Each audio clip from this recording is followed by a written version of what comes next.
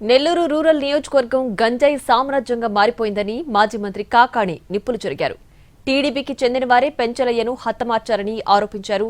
ఈ వ్యాఖ్యలకు MLA Kotamreddy Sridhar Reddy counter ఇచ్చారు. పెంచలయ్యను చంపింది వైసీపీకి చెందిన వ్యక్తులని అందరికీ తెలుసన్నారు. రూరల్ నియోజకవర్గానికి సంబంధించి ఇది పూర్తిగా గంజాయి సామ్రాజ్యంగా మారిపోయింది.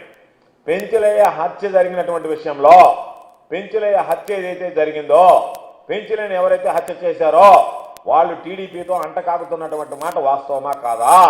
వాళ్ళు టీడీపీకి సంబంధించినటువంటి కార్యకర్తలా కాదా? ఈరోజు దానికి సమాధానం చెప్పాల్సినటువంటి అవసరం ఉంది.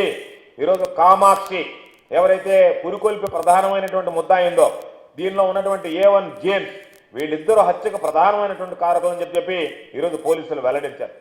ఈరోజు కామాక్షి జేమ్స్ అనేటువంటి వాళ్ళిద్దరు రూరల్ ఎమ్మెల్యేగా ఉన్నటువంటి కోటమిరెడ్డి శ్రీధర్ రెడ్డి అనుచరులా కాదా? నిజాలు తెలుసుకోకుండా ఎక్కడో సర్వేపల్లిలో రాజకీయాలు చేసే కాకాణి గోవర్ధన్ రెడ్డి గారు నెల్లూరు రూరల్లో వాస్తవ పరిస్థితులు తెలుసుకోకుండా ఎవరో చెప్పిన మాటలు విని ఈ విధంగా మాట్లాడారా?